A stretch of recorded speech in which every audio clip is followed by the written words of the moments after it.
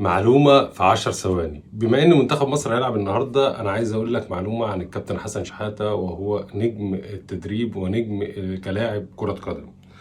حسن شحاتة مش بس هو ليه معلومات كتير وليه ارقام كتير هو ضربها، وهو قدر يحرز بطولة افريقيا. لا، حسن شحاتة هو حبب الشعب المصري كله في كرة القدم وفي منتخب مصر، اللي بدأ الناس تتجه او تبعد بعيد عن منتخب مصر في الوقت الحالي.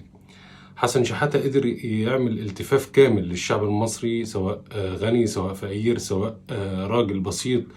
كلنا كنا واحد، كلنا بننزل ونحضن بعض، كلنا بنحضر في المدرجات وبنحضن بعض، كلنا ما كانش في فرق بينا، كلنا كنا بنشجع منتخب مصر من قلبنا.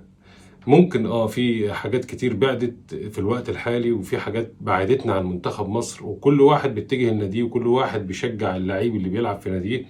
بس صدقني، منتخب مصر هيفضل منتخب مصر. وانا بقول لك لو احنا رحنا في بطولة افريقيا او في اي بطولة مجمعة، صدقني انت نفسك هتشجع منتخب مصر من قلبك. ممكن دلوقتي انت بتبعد شوية، بس انا بقول لك مصر هي مصر. مصر لو بتلعب كرة تنس او اي حاجة انت تتخيلها هتشجع مصر. مصر في اي مكان انت لازم تشجعها. علم مصر لازم يرتفع في كل مكان وفي كل مدن العالم، وفي كل لعبة وفي كل اي حاجة انت بتتمناها او بتلعبها او بتتجه ليها، لازم اسم مصر وعلم مصر يترفع على المكان ده. عايز اقول لك احصائيات عن حسن شحاتة سريعا كده. كابتن حسن شحاتة مع منتخب مصر لعب 86 مباراة، فاز في 52 مباراة، خسر في 18 مباراة، سجل 170 هدف. حقق بطولات دورة حوض النيل عام 2011، وحقق دورة الألعاب العربية عام 2007، وحقق أفريقيا 3 مرات على التوالي 2006 و2008 و2010. كابتن حسن شحاتة تاريخ كبير.